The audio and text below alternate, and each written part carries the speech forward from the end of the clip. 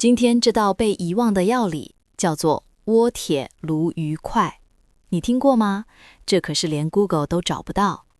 这道超过50多年的菜谱来自这本民国61年出版的《中国菜味全食谱》，编者是黄淑慧女士，她是味全家政补习班的班主任，她的父亲就是味全食品创办人黄烈火先生。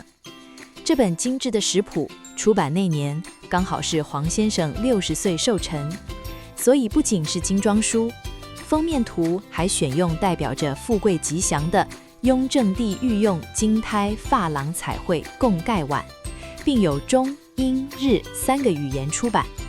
这本书定价200元，但那时一碗阳春面只要4块钱，等于一本食谱可以吃50碗面。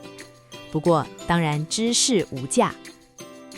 民国61年的台湾经济正在快速起飞，越来越多职业妇女，也因此会料理的人反而变少。味全家政补习班因此变得非常热门，他们为了服务更多的人，出版一系列的食谱。这本书收录了181道料理，跨度也很大，从家常菜到宴客菜，从台菜、湖南菜、江浙菜等等都收录进来，也正是台湾当时饮食多元的面貌。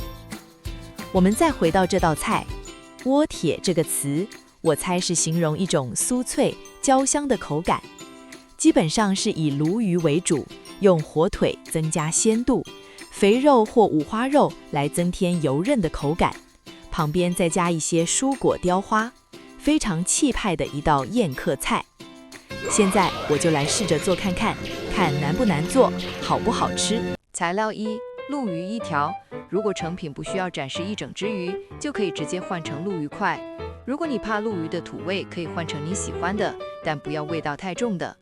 再来就是调料，中餐的基本腌料，盐、麻油、胡椒、料酒、蛋黄、太白粉，跟刚刚的腌料拌在一起。材料2：火腿五花肉。食谱是肥肉，这我不行，所以我改五花肉，等下也比较好操作。腌料跟刚刚差不多，多一个糖。五花肉跟腌料拌在一起，火腿切成与鱼肉差不多的大小。等30分钟后，我们来组合。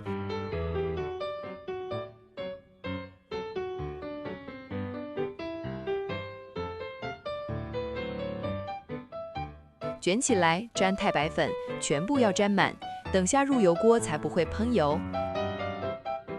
来处理小黄瓜切花，旁边准备盐水，要等下泡软小黄瓜，等下就很好做造型。